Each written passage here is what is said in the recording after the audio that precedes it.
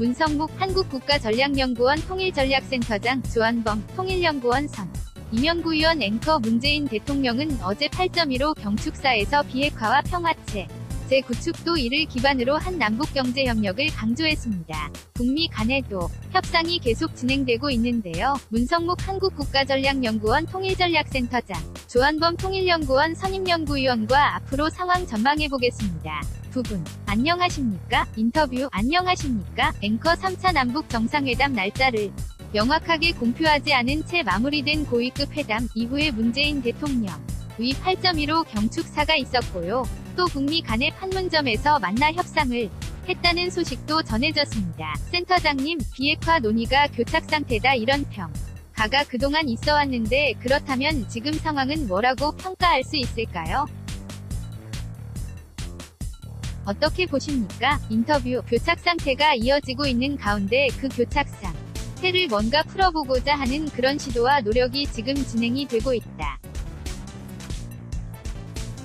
이렇게 봐야 될 것 같아요. 6월 12일 북미 정상회담이 있었고 6.12 성명이 나왔을 때 사실 기대를 했던 것보다는 너무 포괄적인 합의들이 없고, 그래서 빠른 시간 내에 후속 협상을 통해서 뭔가 목표 시한이라든지 시간표라든지 이른바 로드맵, 비핵화로 가기 위한 로드맵이 합의가 될 것이 다라는 그런 기대감을 가지고 있었지만 방금 화면에서 보셨듯이 두 달이지 나도록 지금 꽉 막힌 상태거든요. 그러니까 북한은 자기들 나름대로 할 일을 다 했다. 이제 미국이 종전선언, 북한의 요구를 들어줘라 하는 것이고, 미국은 무슨 소리냐? 북한이 한 것 물론 인정하지만 그것은 비핵화의 본질은 아니다. 따라서 비핵화와 관련된 이야기를 해라. 그래서 지금 상황에서는 서로가 상대방에게 뭔가를 요구하고 있는 그런 상황에서 이제는 한 발 자국도 못 나가고 있으니 또 판은 깨고자 하지 않는 것이 양측의 입장입니까? 뭔가 여기에서 서로 간의 접점을 찾아가기 위한, 그래서 방금 나왔듯이 판문점에서 실무 접촉이 있었고 폼페이오 방북 얘기가 나오고 있고, 폼페이오 장관이 우리 강경화 장관과 통화한 후에 올린 트위터에서 잘 되고 있고 풀릴 것으로 본다라고 얘기했고, 대통령께서도 어제 경축사를 통해서 전한 비핵화를 강조했거든요. 우리는 남북경제협력을 위한 준비가 다 되어 있다. 그런데 이 매듭은 완전한 비핵화, 다시 말하면 북한 비핵화의 전이 있어야 가능하다라고 하는 점을 강조하고 있다고 하는 점.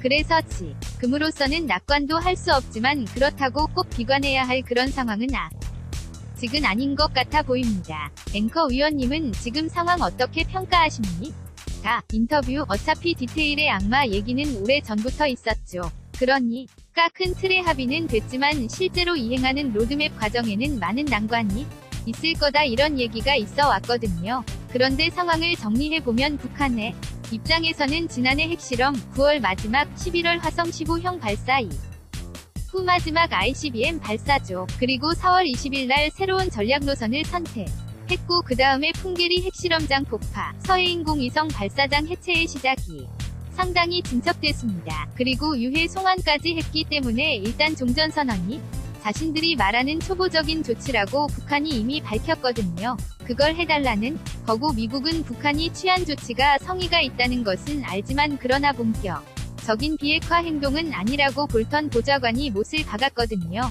종전선언을 못해준다는 거죠. 그러니까 이 입장이 팽팽하게 맞서고 있는 상황에서 트럼프 대통령과 김정은 위원장은 서로 친서까지 교환하고 계속 합의를 지키겠다는 의지를 밝히고 있는 거거든요. 그렇기 때문에 큰 틀의 최고 지도자 사이의 합의는 유지되고 있는데 교착 상태를 풀지 못하는 거죠. 그렇게 본다고 하면 제가 보기에 양측이 어느 일방이 양보하기 쉬운 상황은 아닌 것 같고요. 지금 모두의 말씀드린 대로 동시 행동이죠. 북측은 추가적인 모종의 비핵화 조치를 하고 여기에 상응하는 종전선언이 도출되는 아마 이 방안을 가지고 물밑 접촉이 있다고 봐야 하는 거고요. 이번 문재인 대통령의 8.15 경축사에서 우리가 주목할 부분이 그런 대목이 들어있거든요. 9월 평양에 가서 종전선언과 평화협정을 위한 담대한 발걸음을 내딛겠다 이런 표현이 들어가 있어요. 이 이야기는 어느 정도 문 대통령께서도 9월 안에 이 문제, 종전선언을 쟁점으로 하는 북미 간 이견을 조정하는 어떤 역할에 대한 확고한 의지가 나타났다 이렇게 보여지거든요.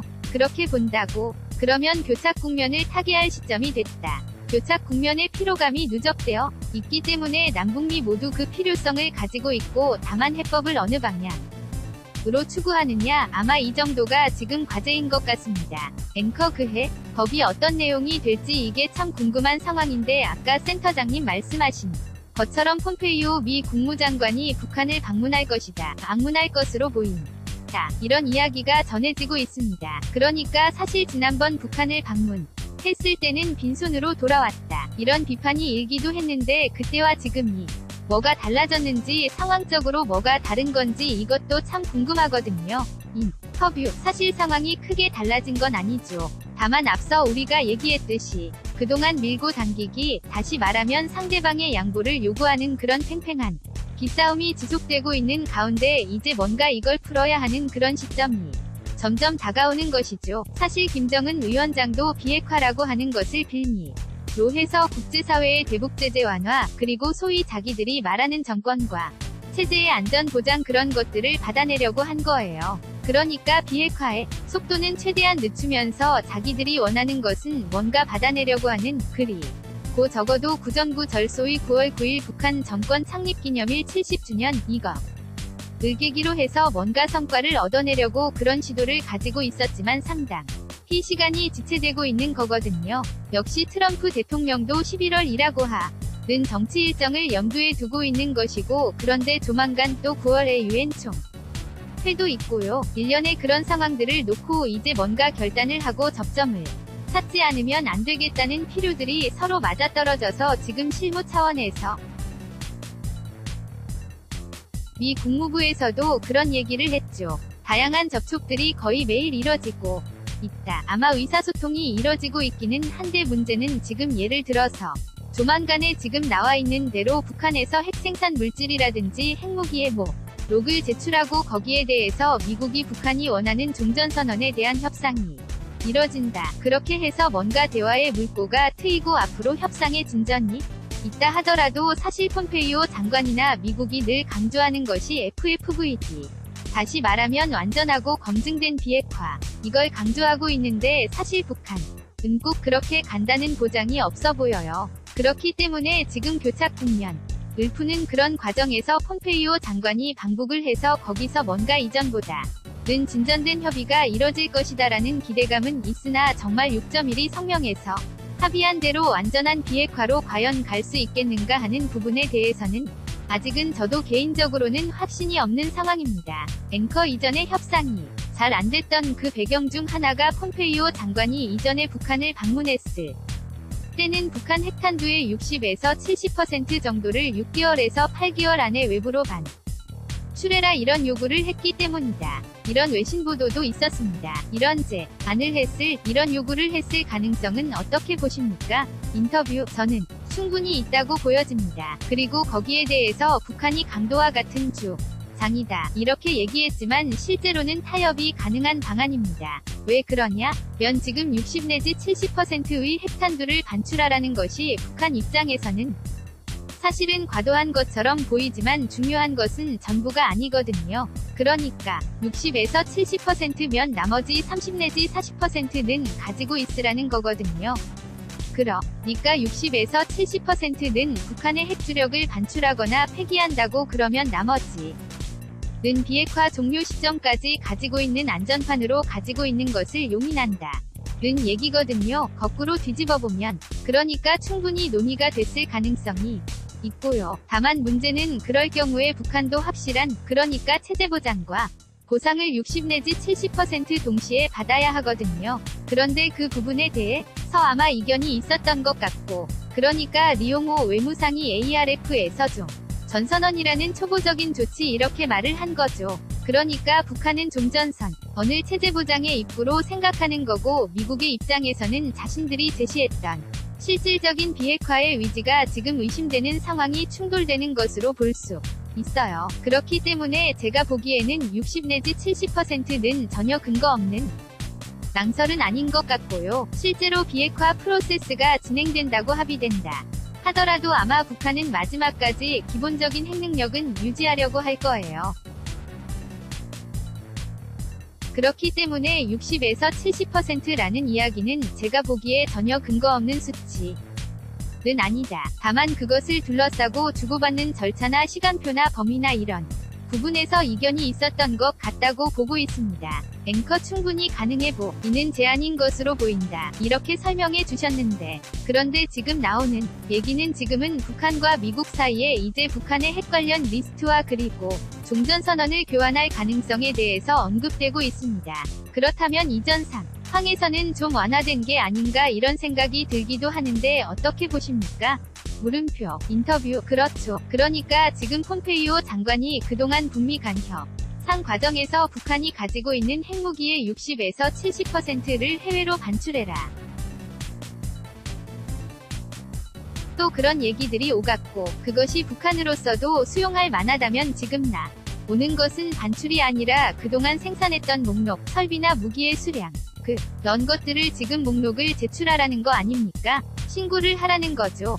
그러니까 이걸 미국이 요구하는 것은 결국은 지금 미국이 그동안 강조했던 VID, 거기서 표현을 바꾸었죠. FFVD 완전하고 검증된 그런 비핵화 아니겠습니까? 그러니까 이 비핵화, 결국 미국이 강조하는 것은 검증이고 완전한 비핵화, 다시 말하면 다시는 북한이 핵을 보유할 수 없는 상황으로 가도록 만들고자 하는 그런 비핵화이고, 사실 북한은 조선반도의 비핵화라고 하는 것을 언급하고 실제 지난번 북한이 노동당 전원회의에서 발표한 대로 핵무력을 완성했기 때문에 자기들의 일방적인 비핵화가 아니라 핵군축이라는 과정을 통해서 이어가겠다라는 것이고, 이번에 ARF를 마친 후에 이란을 방문해서 리용호 외무상이 그런 이야기했지 않습니까? 미국은 신뢰할 수 없기 때문에 우리는 핵 지식은 계속 가지고 가겠다. 다시 말하면 언제라도 우리는 핵을 다시 가질 수 있는 여건은 마련해놓고 그것까지 포기할 수 없다라고 하는 언급을 했거든요. 그래서 말씀하신 대로 과거에 있었던 협상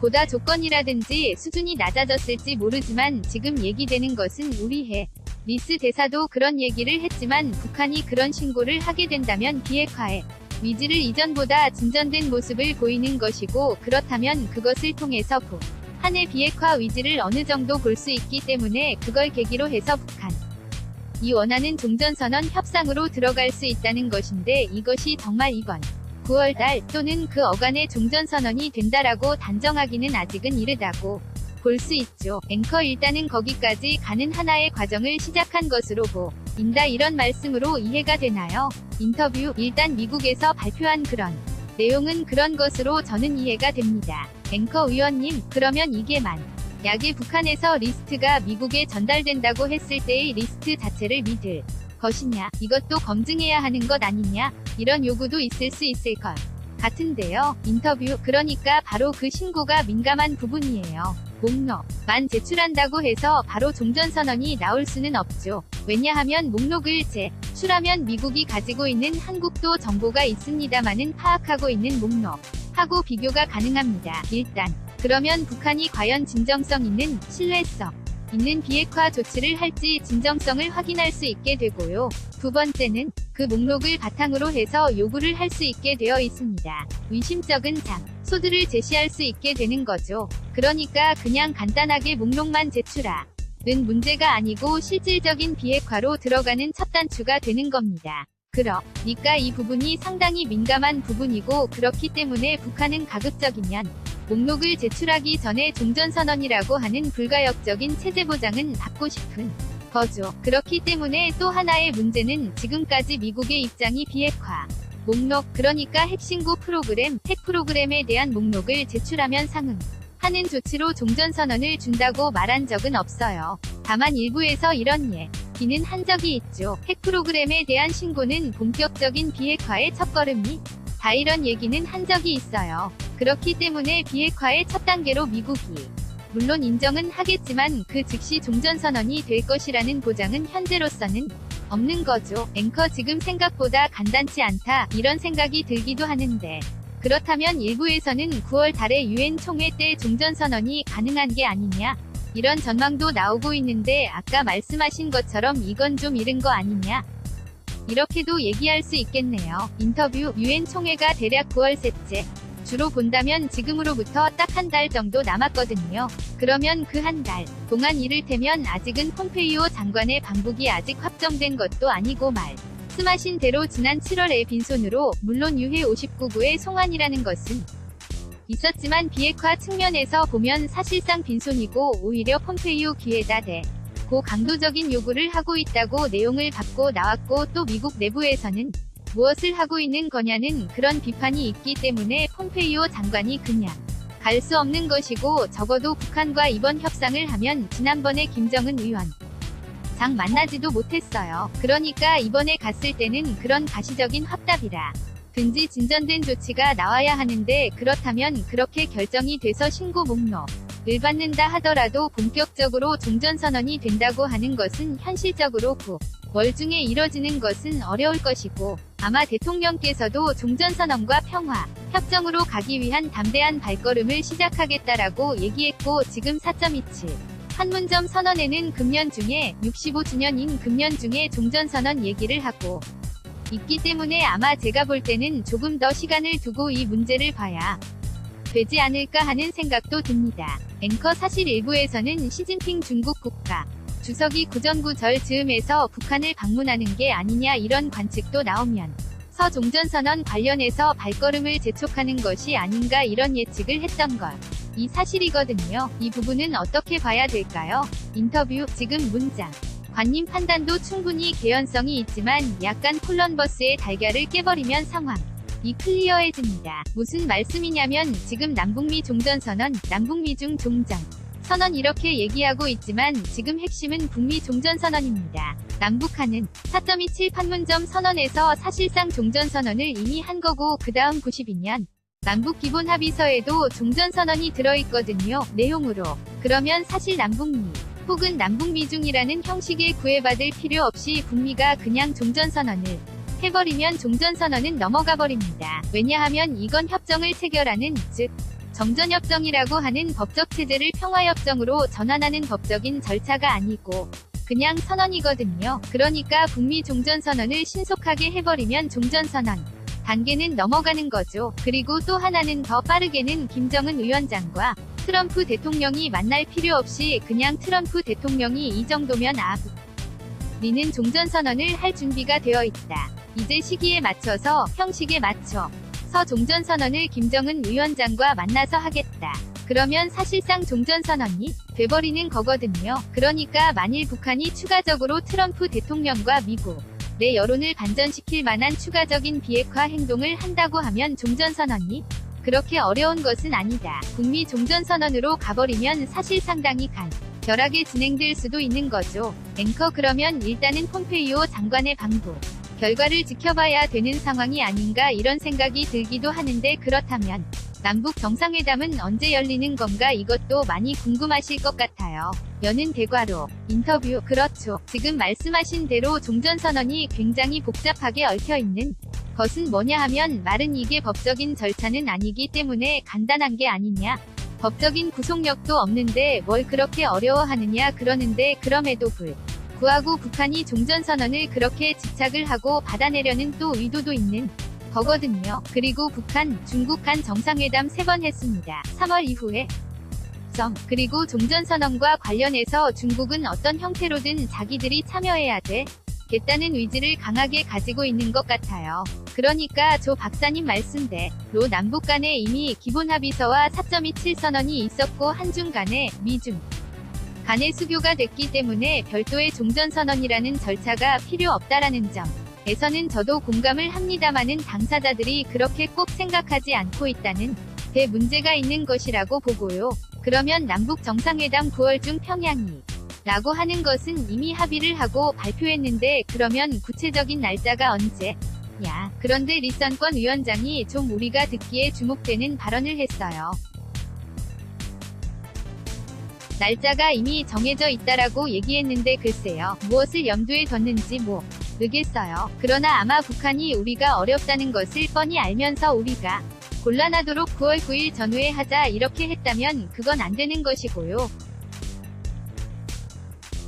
제가 볼 때는 9월 9일 이전에는 아마 현실적으로 어렵지 않겠나 생각이 들고 결국은 우리 대통령이 유엔 총회에 참석하신다면 그 전에 다시 말하 면 9월 10일 이후부터 한 20일 그 어간이 될 가능성 또 그걸 놓친다면 그 이후에나 가능하지 않을까 생각이 듭니다. 앵커 그러니까 폼페이오 미 국무장관의 방북 물론 아직까지는 예상입니다마는 방북하 능성이 있고 그리고 북한 같은 경우에는 구전구절이 있고 이런 여러가지 일정이 있다 보니까 그 즈음이 되지 않을까 이렇게 예상해 주신 것으로 보이는데 그렇다면 이번에 남북 정상이 만난다. 그러면 의제가 무엇이 될 것인가 이것도 주변 상황에 따라서 많이 달라질 것 같거든요.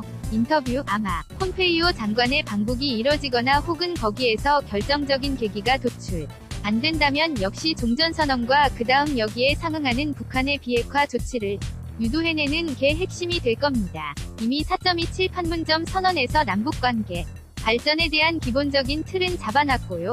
이건 8.15 경축사에서 또 경제를 중심으로 하는 사실상 통일 비전도 이미 제시했거든요. 문재인 대통령께서 그렇기 때문에 이번에 가을 평양 정상회담은 핵심은 사실 교착 국면을 타개하는 한반도 문제, 운전자의 역할을 한국 정부가 특히 문재인 대통령께서 얼마만한 수준으로 결과를 도출해낼까가 가장 핵심적인 관건이고요. 따라서 역시 만일에 일정한 성과를 도출한다고 하면 이런 북한 비핵화 남북관계 발전에 도움이 되겠지만 그렇지만 만일 성과가 불투명하다고 그러면 사실은 문재인 대통령께서도 상당한 부담이 되죠. 그렇기 때문에 만일에 상당한 정도로 난관이 조성된다고 하면 아예 유엔 총회 이후로 9월 말로 회담이 기될 가능성도 배제할 수 없어요. 앵커 북미 간에 어떤 상황일까? 서로 간 의견 조율이 되는 상황일까? 이게 참 중요해 보이는데 그래서 그런지 문재인 대통령도 경축사에서 북한에는 비핵화 그리고 미국에는 이에 상응하는 조치 이 내용을 명시하지 않았습니까? 그래서 양쪽의 입장 변화를 촉구하는 것으로 보이기도 했거든요. 인터뷰 그럼요. 4.27 판문점 선언에 대한 의의를 설명을 하고 이어서 6.12 북미 정상회담 거기서 합의한 대로 북한의 완전한 비핵화 그리고 여기에 대한 미국의 상응하는 조치가 있었으면 좋겠다라는 언급을 했고 국민적 지지와 합의를 바탕으로 해서 가을 평양에 가면 앞서 언급했던 대로 종전선언과 평화협정에 대한 그런 당찬 발걸음을 하겠다고 언급했습니다. 그리고 북한이 아마 지난번 고위급 회담 때 다 공개되지 않았지만 아마 리선권 북측 위원장이 북측 노동신문이라든지 각종 매체에서 우리를 향한 불만을 쏟아냈거든요.